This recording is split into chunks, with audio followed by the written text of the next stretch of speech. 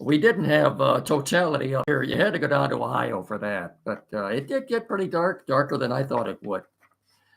It'd be another 20 years before we have another one. So if you saw it, I hope you enjoyed it.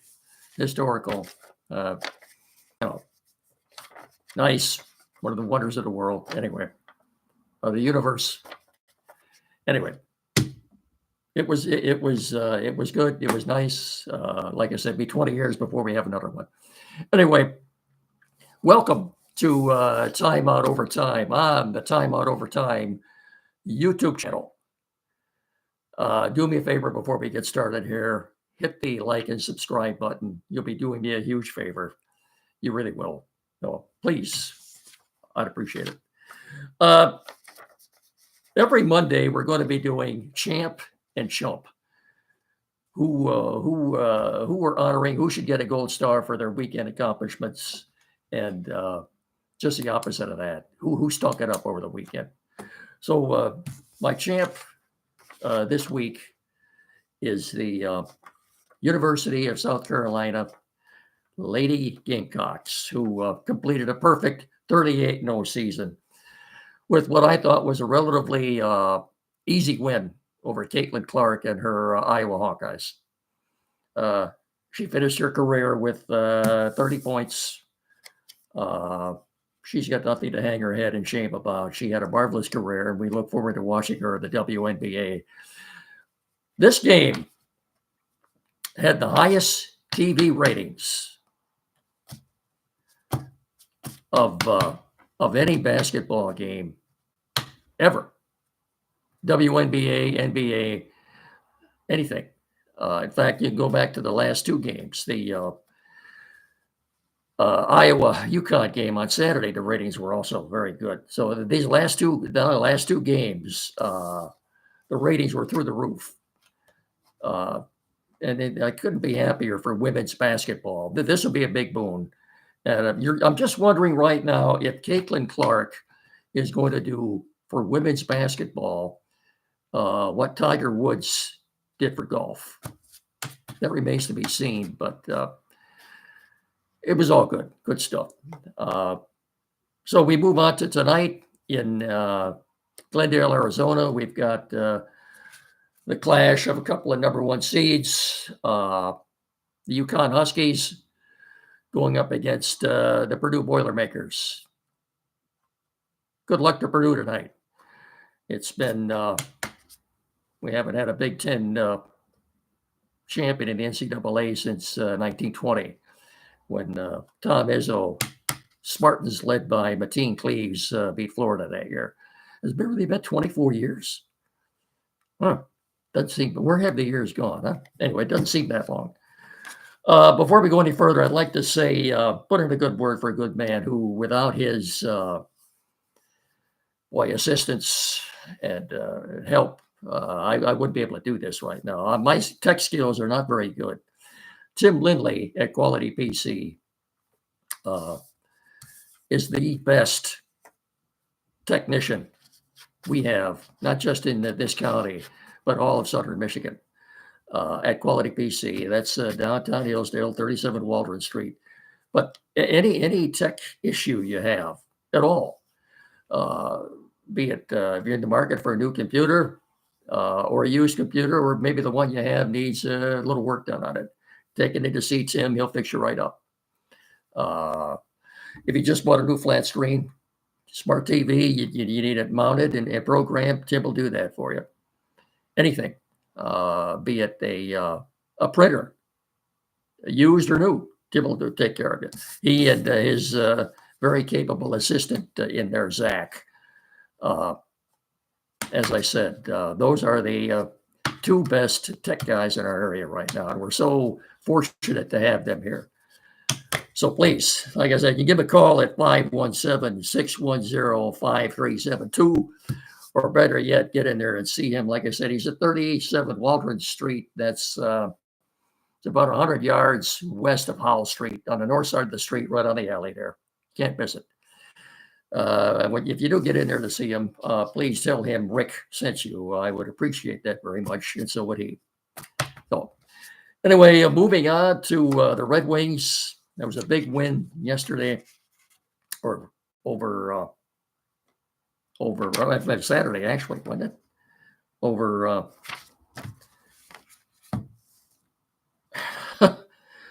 over over Buffalo. There we go. I've lost my. I've got so many notes here on the table, folks.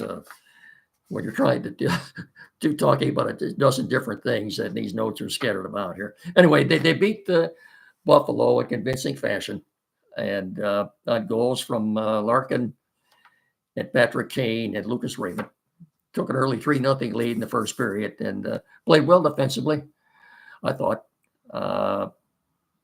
Alex Lyon was stopped 34, 35 shots. He was very good in goal. So it was a game they had to have. As we speak right now, the Wings are the second wild card team. Thanks to Ottawa beating the Capitals last night in overtime. So big game though at Little Caesars tomorrow night, Tuesday night. Like I said before, the playoffs have already started for the Wings. If they can win, if they can beat the Capitals tomorrow night, they'll take a 3-point lead over them. But right now, the wild card standings, the Wings have 84 points with 5 games left. Pittsburgh, who they play Thursday night in Pittsburgh, have 83 points.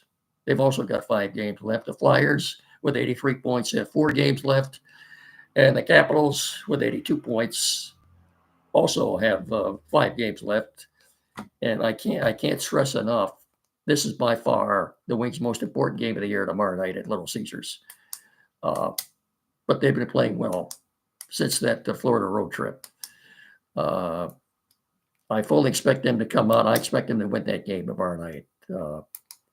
They need after Steve Yzerman's 5th year now as the general manager of the Wings. They need to make the playoffs this year. And I've come to the conclusion: just make the playoffs, just get in. Yeah, you'll be a heavy underdog to whoever you play, be it in the first round, be it the Rangers or the Bruins or the Hurricane or whatever. Just get in. Okay. I mean, that'll be good experience for Seider and Raymond. And yeah. I think the last time I spoke, I told you I didn't think the Wings were going to make the playoffs. And guess what? I changed my mind. So I think they are going to get in. Now watch me jinx them, huh? No. Anyway, good luck to the Wings tomorrow night. In fact, they've got 5 games left. They've got tomorrow night at Little Caesars against the Capitals. Thursday night in Pittsburgh against the Penguins. Saturday night at Toronto, and then they'll finish up next week with back-to-back games against the Canadiens. And that's it. Let's hope they're playing after that. So good luck to the Wings tomorrow night. Big game. And the good thing about tomorrow is too, the Tigers play a day game tomorrow. So you've got a baseball, hockey doubleheader tomorrow night. Let's hope they can both win. Unfortunately, it was a bad weekend for the Tigers. And I spoke about champ and chumps earlier. I made them the chumps of the weekend for losing 2 out of 3 games to a team right now, a homeless team. The Oakland A's, folks. This will be the last year we're calling them the Oakland A's. The next 3 years, they're supposed to start playing in Las Vegas. They hope to have their Dome Stadium up and running by 2028, I think it is. But for the next 3 years, they will simply be known as the Athletics. They'll be playing their home games, if you want to call it that, in Sacramento, which is the home of the AAA affiliate Giant team. That's the Giants AAA affiliate. Is it the Bees? Maybe Sacramento Bees. Anyway, that only seats 15,000, that stadium. Okay, but that's triple what the A's have been drawing in Oakland. But getting back to the Tigers, you lost to a pitcher yesterday who threw more balls than he did strikes. 45 balls and 44 strikes. I can't explain why they just in Comerica Park, I think the Tigers have lost 21 out of 20 the last 25 games against the A's at Comerica Park, and I can give you no viable explanation for why. Okay. But let's hope the bats pick up a little bit tonight in Pittsburgh at a beautiful ballpark, PNC Park. In fact, I was considering going to that day game tomorrow. It's about a 4.5 hour drive from Hillsdale. Something came up at the last minute, though. I'm not going. The weather looks good for like Pittsburgh and tomorrow. I've got the lineups. The pitching matchup: Reese Olson's going for the Tigers against Mitch Keller for the Pirates. Tiger starting lineup. Parker Meadows would lead off in center. Riley Green, who's got 3 home runs now in left field. Torque batting third at first base. Kerry Carpenter will be DHing tonight, hitting cleanup. Colt Keith has been moved up to 5. He's batting 5th in the line. That's a bit of a surprise. He'll be at second base. Matt Beerling at right field, batting 6th. Javi Baez at shortstop, hitting 7th. Zach McKinstry will start at third base tonight. He'll bat 8th. And Jake Rogers, for the first time in since opening day in Detroit, I think, is catching tonight, batting 9th. So let's hope the bats come alive a little bit tonight. Show some life. Mitch Keller's not that good. In fact, he got pounded a little bit his first couple of times out. So maybe they can, but that's to lose the way they did those last 2 games to Oakland. Very profoundly disappointing. So their record coming in now is 6-3. And, how many games were the Tigers over 500 last year? What do you suppose the answer to that is? 0. They were never over 500 last year. Last time the Tigers were over 500, you got to go back to opening day 2 years ago when they beat the White Sox. Since that point, from the start of this season, they have never been over 500. Look, the division's up for grabs. And a lot of people are thinking rather than spending all that money on that scoreboard, the biggest scoreboard now in the American League, then maybe you should have brought in a bat. A Matt Chapman or a JD Martinez, who's hurt right now. He's not playing, but it's discouraging. I think that they're not this bad. I can't give you no viable explanation as for what happened against Oakland. Anyway, in my opinion, I'm not going to give any opinion right now. As far as passing judgment on them, I want to wait until the end of the month. They go to Pittsburgh, then the Twins come in here for a 4-game series starting Thursday night. And Texas comes in here for another 4 games, and they go up to Minnesota for 3 more, and then they go down to Tampa for 3 more games down there. So we'll see by the end of the month. I have a better idea of what this team's going to do, but disappointing start yesterday too for Jack Flaherty. He made a couple of bad pitches, and he paid for it. You got the feeling after the 3-run home run in the second inning, it was 5-0 before the Tigers even came up to bat in the second, that the game was pretty much over with by then, and it was. Then you kept them from getting shut out on consecutive days, of course, was an 8th inning Riley Green home run. So, how many days until the draft? 17 and counting in downtown Detroit. Lions with a 29th pick in the first round. I got to thinking the other day, too, when was the last time have the Lions ever had the 29th pick? So I got Dan Dickerson's crack research department looking at this 2 other times. In 1986, they had the 29th pick. It took a running back out of LSU by the name of Gary James. He only played 3 seasons in the NFL. All of the Lions, he rushed for slightly more than 1,500 yards. He wasn't a bad receiver out of the backfield, but I could find no viable or plausible explanation as for why he only played 3 years, but that was it. The only other time the Lions have had the 29th pick came in 1988 when they took a linebacker out of Ohio State by the name of Chris Spielman. I shouldn't have to tell you what a career he had with the Lions. Very good. That guy sometimes think maybe Chris Spielman should be in the Hall of Fame. Anyway, as you know or may not know, he's still with the Lions in an advisory capacity. And I think he was responsible for helping turn this team around. So, I don't think, I don't think the Lions are going to stay at 29. I think they're either going to trade up or trade down. And I think they're going to take a wide receiver. I just got a feeling. I don't know anything. Of course, you'd hate to play poker with Brad Holmes because he's not going to tell you anything. But anyway, I think they're taking a wide receiver, and I'll throw out 5 players, and I think it'll be one of these 5. And then I'll tell you who I think it's the guy that they're taking. You've got Brian Thomas Jr. Out of LSU. 6'3", 205. His 40 time at the combine was 4.33. Very good. Number 2 with Donnie Mitchell out of Texas. 6'4", 205. Again, he had very good 40 time at the combine. It was 4.35. Keon Coleman, the former Spartan, who last year played with Florida State. 6'4", 215.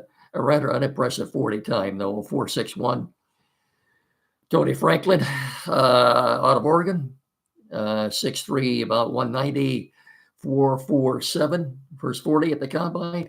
And Xavier Legette out of South Carolina, 6'1" and 220. Again, pretty good 40 time at 4.39. I think the guy, here we are 17 days before the draft, I think the guy that they have targeted, and I think the first pick for the Lions, either moving up or moving down or staying where they're at, will be Donnie Mitchell out of Texas. I think they become smitten with that guy from what I'm seeing and what I'm reading. So remember that name, Donnie Mitchell. I really think that they're going to move up. They've got enough draft capital now. I think they're going to do that. Anyway, in Brad Holmes, we trust. The Pro Football Network, as I look at my notes here, the Pro Football Network, I think we'll finish up with this. Before I do that, I wanted to finish off too about the Oakland A's. As I told you, they will be starting next year, be playing in Sacramento. They had 2 or 3 different options that they could have gone with. Of course, one was Sacramento, which is one that they decided to go with. But they could have either also had an option of playing in their minor league ballpark in Las Vegas, which seats about 8,600, I think. Again, that's about double what they're drawing in Oakland. Or the thought was, too, maybe they would share Oracle Park with the Giants just across the bridge up there in the Bay Area, which is what the Yankees did in the early 70s when they were refurbishing old Yankee Stadium for a couple of years there. And was 72 or 73, they shared Shea Stadium with the Mets. Well, the old Yankee Stadium was getting a facelift. Anyway, they opted to take the third option and play their home games in Sacramento.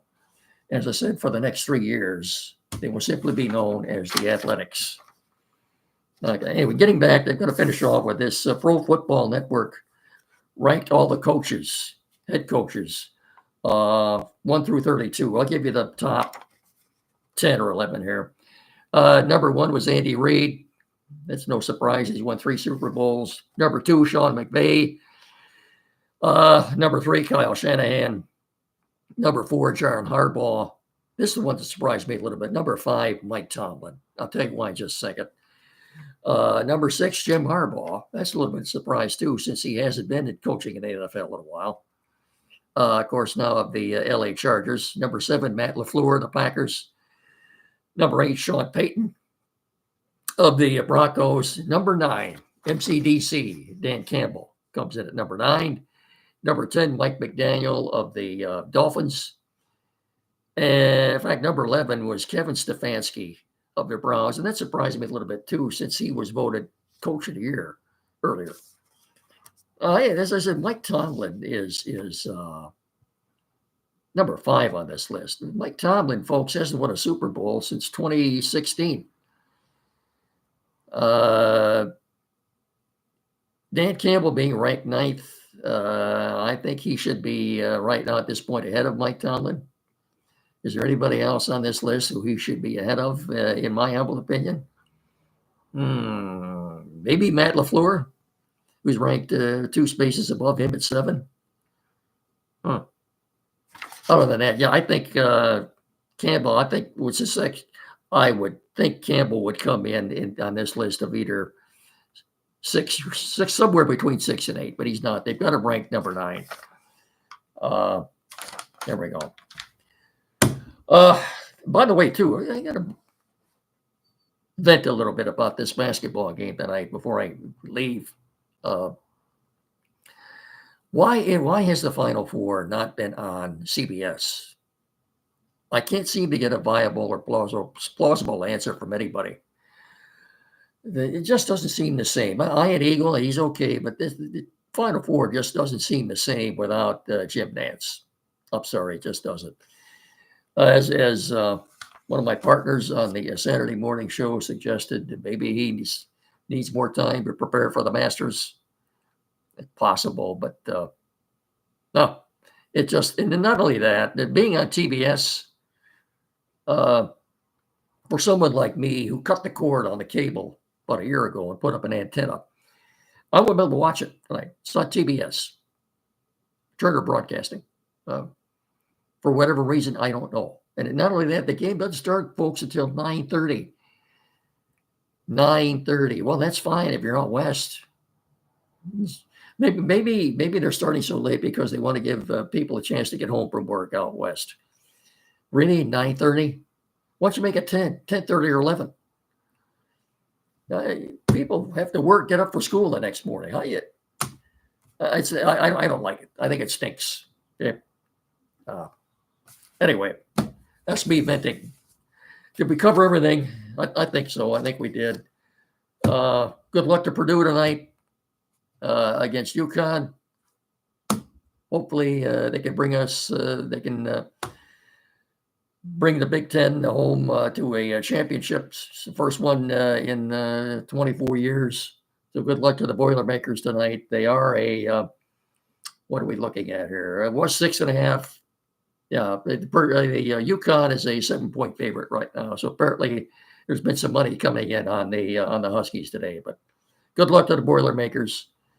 Good luck to the Wings tomorrow night. Pretty much a must-win against the Capitals at Little Caesars. The Tigers, please. Maybe the bats will wake up. Maybe that it's warmed up 70 degrees the next 2 days in Pittsburgh. Maybe the bats will wake up. We can only hope. And let's hope Reese Olson has another good game tonight. So, is that it? We got everything covered? I think so. Okay. All right. Don't forget, as always, every Saturday morning from 9 to 10, locally here in Hillsdale on WCSR 92.1 FM, the Time Out Show with Andy Brown, like I said, from 9 to 10. And I'll talk to you in a couple of days. And hopefully we'll have a Red Wing win to talk about. Okay. So thanks for watching, everybody. Take care. See you next time. Bye-bye.